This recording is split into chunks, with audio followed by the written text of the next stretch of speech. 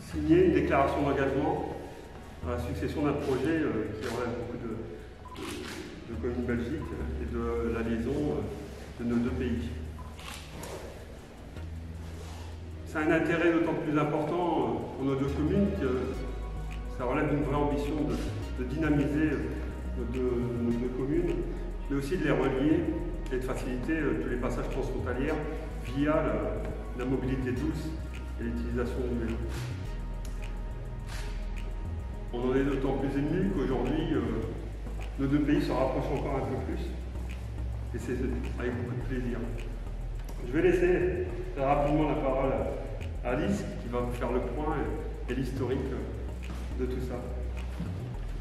Merci Monsieur le maire, merci Eric. Bienvenue à tous, merci d'être présents si nombreux pour cette journée, ce moment hautement symbolique, puisqu'effectivement, on va dans quelques instants acter une volonté de travailler ensemble sur un projet de long terme, puisqu'il s'agit ici effectivement de réfléchir à toutes les choses qu'on pourrait mettre en place entre la ville de Comines en France et la commune de Comines-Warneton chez nous en Belgique, notamment la création de passerelles au-dessus de la Lys. Alors d'où vient ce projet? Comment est-ce que ce projet est né? Pourquoi est-ce qu'on se retrouve aujourd'hui? Eh bien c'est parce qu'on est à un moment vraiment et à un lieu aussi très stratégique au niveau européen, et je n'ai pas peur de le dire, je pense que tant la ville de Comines en France que la commune de Comines-Warneton se trouve à, j'ai envie de dire, un tournant décisif dans l'histoire et probablement dans l'histoire économique aussi, puisqu'on a la chance de se retrouver le long de la Lys qui devient stratégique non seulement d'un point de vue économique mais aussi d'un point de vue environnemental, puisque grâce aux travaux qui sont réalisés aujourd'hui, des travaux évidemment qui apportent leur lot de nuisances pour notre population, mais je pense toujours que quand on est face à une situation qui peut être maléfique, si on peut le dire comme ça, il faut rebondir et essayer d'en prendre les meilleures conséquences. Et je pense vraiment que pour nos villes jumelles, eh bien, les meilleures conséquences, ce seront bien évidemment l'essor économique qu'on pourra en déduire, et surtout aussi une très bonne coopération et collaboration du vélo. Le vélo, on le sait depuis de nombreuses années maintenant en Belgique, devient et continue à devenir un moyen de locomotion pratique, surtout quand on habite dans les campagnes et qu'on a des lieux de travail ou bien des écoles qui sont toutes proches.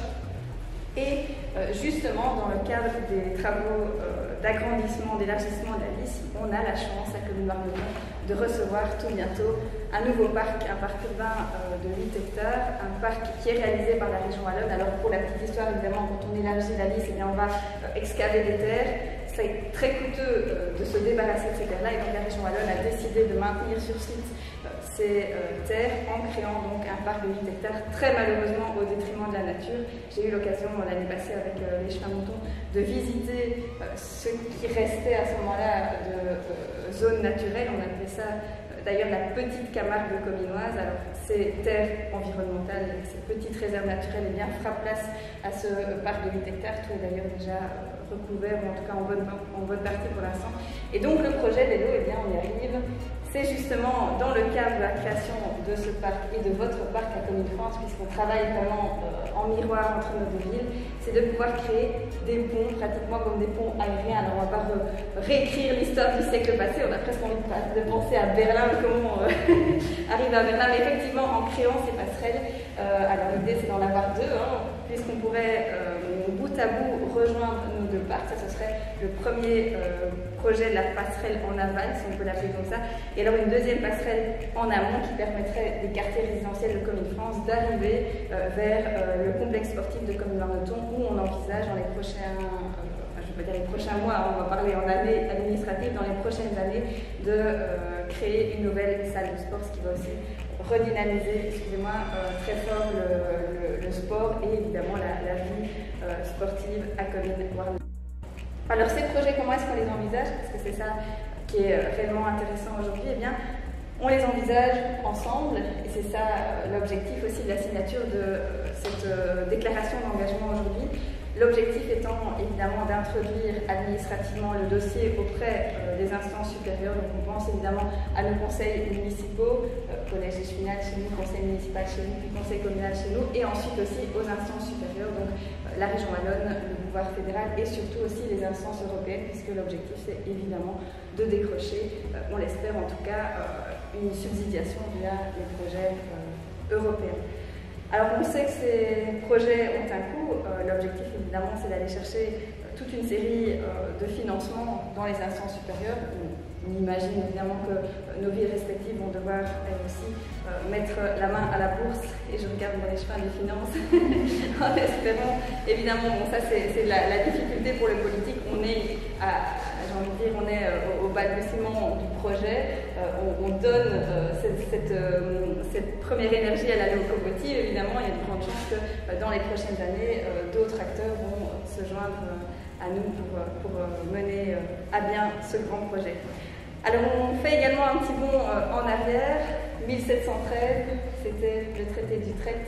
Il n'y a encore pas très longtemps, on voyait fleurir ici sur le beffroi de l'hôtel de ville une grande affiche qui nous rappelait les heures joyeuses de nos deux villes, puisqu'à l'époque, eh bien, nous étions une seule et unique ville, la ville de Comines, qui ensuite a été scindée donc, par le traité d'Utrecht, puisqu'on a délimité chaque pays par ses voies d'eau notamment. Alors pendant un court instant, on a à nouveau formé une seule ville, je pense à la période de l'occupation allemande pendant la Première Guerre mondiale. On avait d'ailleurs une heure différente pour Comines-Marnoton entre la partie Comines-France et la partie qui était sous l'emprise des Britanniques chez nous, notamment le secteur de Bruxelles. Donc on voit que notre destin est lié, et j'ai envie de dire qu'aujourd'hui, plus que jamais, on a vraiment la volonté de créer ces espaces de convivialité, de les faire déborder nos frontières pour que l'ensemble de la population puisse tirer le meilleur parti de notre position géographique.